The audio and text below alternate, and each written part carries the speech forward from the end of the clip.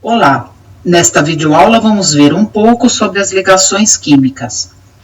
Uma ligação química é, em suma, uma combinação que acontece entre átomos, formando as substâncias químicas que nos cercam. E explicamos estas combinações de acordo com os seguintes critérios de classificação. Quando os átomos se apresentam, na verdade, como íons, ou seja, cátions e ânions, estes permanecem próximos entre si por causa das forças de atração elétrica existentes entre suas cargas de sinais opostos, originando os denominados compostos iônicos. A este tipo de ligação química damos o nome de ligação iônica. De outra forma, é possível que dois átomos compartilhem elétrons entre si, sem que nenhum deles esteja efetivamente perdendo ou ganhando elétrons. Este tipo de ligação por compartilhamento é a ligação covalente. E as espécies constituintes não são íons, são os átomos mesmo. E o composto obtido não é um composto iônico, mas um composto molecular, ou uma molécula. Há também a ligação metálica, que se estabelece entre cátions, mantidos próximos entre si por um mar de elétrons que os envolvem. Esta é a estrutura existente nos metais. Mas vamos tratar agora da explicação mais plausível que temos hoje para a ocorrência de uma ligação química, ou seja, por que uma ligação ocorre? A hipótese defendida hoje pela ciência é a de que os átomos, se isolados, teriam grande quantidade de energia, o que significa baixa estabilidade. E ao contrário dos compostos por eles formados com baixa energia, ou seja, com maior estabilidade, e atribuímos a mudança de posição dos elétrons essa queda energética com consequente aumento da estabilidade. Vamos nos aprofundar um pouco na ligação iônica. Como vimos, ela se estabelece entre íons que interagem não só 2 a 2, mas no cristal como um todo. Por exemplo, no cloreto de sódio, composto iônico de fórmula NaCl, um cátion sódio não interage com apenas um ânion cloreto, mas com todos os cloretos que no sólido iônico estão próximos. Por exemplo, esta representação simbólica de um cátion sódio, este sódio está no composto iônico interagindo com este cloreto, este e os próximos, os demais cloretos próximos a ele. O mesmo raciocínio vale para um ânion cloreto, que interage com todos os cátions sódio próximos a ele. O que acontece então é a formação de um aglomerado de íons empacotados em um arranjo cristalino muito bem definido com faces, arestas e vértices, com interações diversas entre íons diversos. Mas e a fórmula NaCl? A fórmula NaCl, por exemplo, não significa que um sódio interage com um cloreto? A resposta é não. A fórmula dos compostos iônicos traz apenas uma proporção no sólido iônico de quantos cátions há para tantos ânions. Assim, no sólido iônico cloreto de sódio, para cada Na+, existe em proporção 1 Cl-. No iodeto de magnésio, por exemplo, de fórmula Mg2, para cada magnésio 2+, existem 2 e menos. E no óxido de potássio, de fórmula K2O, para cada 1 óxido, que é 2-, existem 2 Ks, cada um com uma carga elétrica uma vez positiva, de modo que os compostos iônicos sejam representados por fórmulas eletricamente neutras. E como chegamos a essas fórmulas? NaCl, Mg2, K2O. Como descobrimos qual é a proporção correta entre os íons para escrever as fórmulas? Bem, usamos a teoria do octeto como fundamento teórico, ou seja, os átomos tendem a adquirir configuração eletrônica de gás nobre para se estabilizarem, ou seja, 8 elétrons de valência, ou como o hélio, 2 elétrons na camada K, desde que ela seja a única camada eletrônica do átomo. Assim, os metais estão mais próximos de adquirirem configuração eletrônica de gás nobre ao perderem elétrons, e os não metais ao ganharem elétrons. Vamos ver exemplos disto neste exercício que eu vou explicar. Qual será a tendência do cálcio para se estabilizar segundo a teoria do octeto?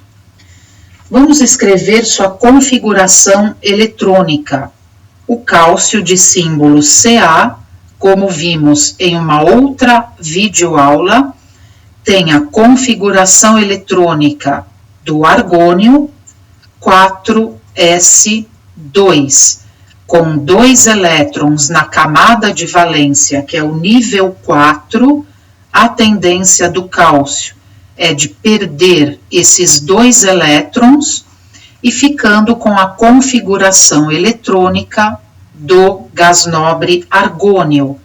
Portanto, a tendência do cálcio ao perder 2 elétrons é de se tornar o cátion Ca2+. Para o potássio, cujo símbolo é um K, a sua configuração eletrônica é caroço do argônio também, 4s1, com 1 elétron de valência, a tendência do potássio é perder 1 elétron, ficando também com a configuração eletrônica do gás nobre que o antecede, que é o argônio. Portanto, o potássio, ao perder 1 elétron, se torna o cátion monovalente K+. O alumínio, de símbolo Al, tem como configuração eletrônica o caroço do neônio e mais 3s2, 3p1. O nível 3, ou camada M, é a camada de valência com 3 elétrons. Ao perder esses 3 elétrons, o alumínio fica com configuração eletrônica do neônio, ou seja, se estabiliza, formando o cátion trivalente Al3+. Para o oxigênio, cujo símbolo é um O, a sua configuração eletrônica é caroço do hélio, 2s2, 2p4. Agora nós temos uma diferença, porque na camada de valência do oxigênio, que é o nível 2, existem 6 elétrons. É mais fácil ganhar outros 2 nesta camada e completar os 8 do que perder 6. Então, a tendência do oxigênio é ganhar 2 elétrons. E ao ganhar 2 elétrons, ele se torna o ânion óxido, um ânion monovalente.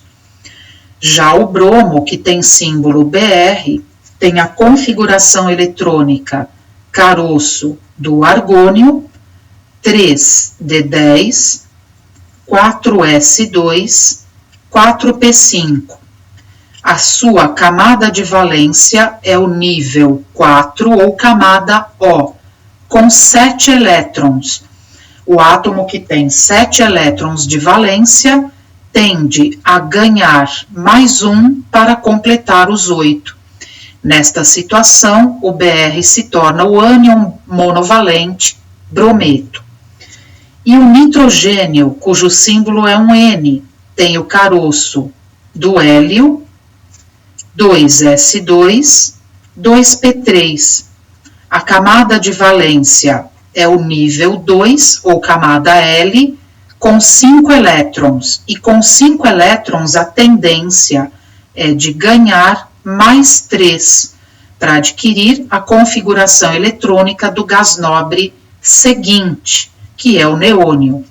Desta maneira, o nitrogênio se torna um ânion trivalente, o nitreto.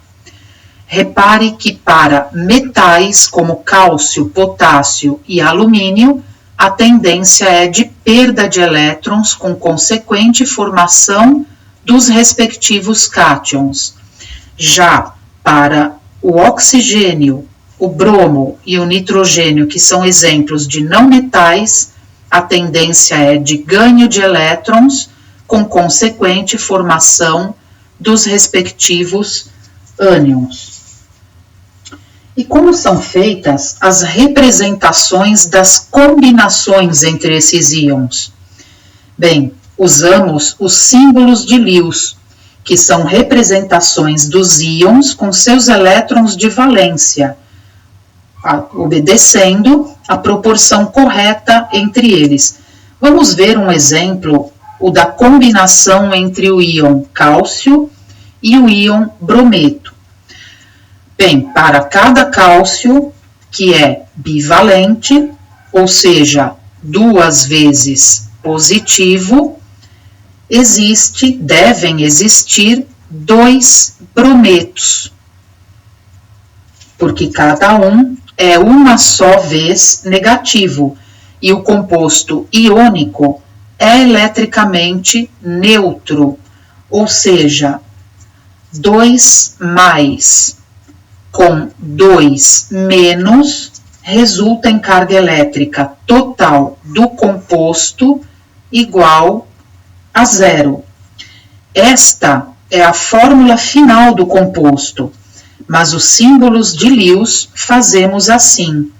Representamos cada íon com seus elétrons de valência entre colchetes.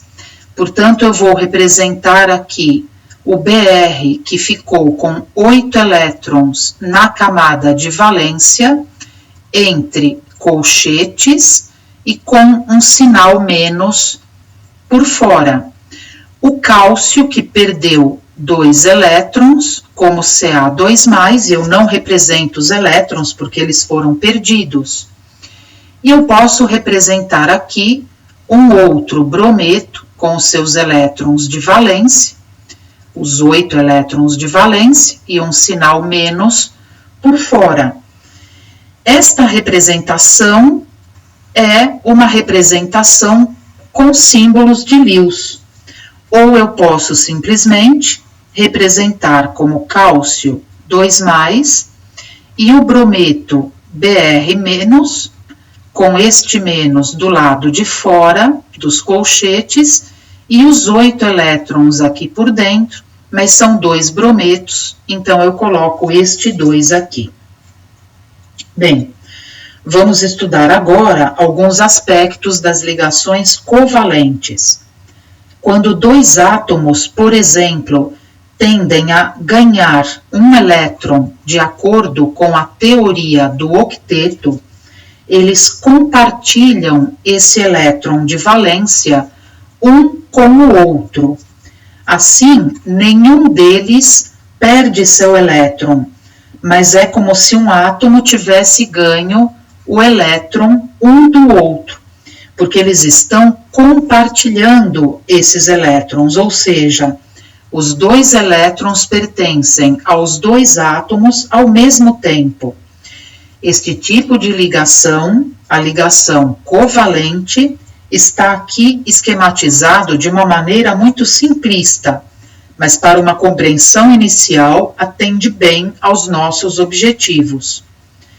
Para os compostos moleculares obtidos por estabelecimento de ligações covalentes e também para os compostos covalentes, podemos escrever estruturas de Lewis como representações, mostrando símbolos dos átomos com os elétrons de valência. Veja aqui, por exemplo, a estrutura da substância química metano, que traz a fórmula molecular CH4. Bem, o átomo de carbono realiza 4 compartilhamentos simples, cada um com um átomo de hidrogênio. Este par eletrônico compartilhado pode ser representado de uma maneira mais simples e até mais comum como um traço. Assim, temos aqui o que denominamos de estrutura eletrônica de Lewis. E aqui a mesma estrutura de Lewis, mais simplificada, também denominada fórmula estrutural plana. Fórmula estrutural plana. Vamos ver 2 exercícios para melhor compreensão. Escreva a estrutura de Lewis do composto interhalogênio monofluoreto de cloro e determine quantos pares isolados cada átomo tem no composto. Bem, vamos escrever as configurações eletrônicas dos átomos envolvidos. O cloro tem o caroço do neônio 3s2, 3p5. Com 7 elétrons de valência, ele tende a ganhar um elétron de acordo com a teoria do octeto.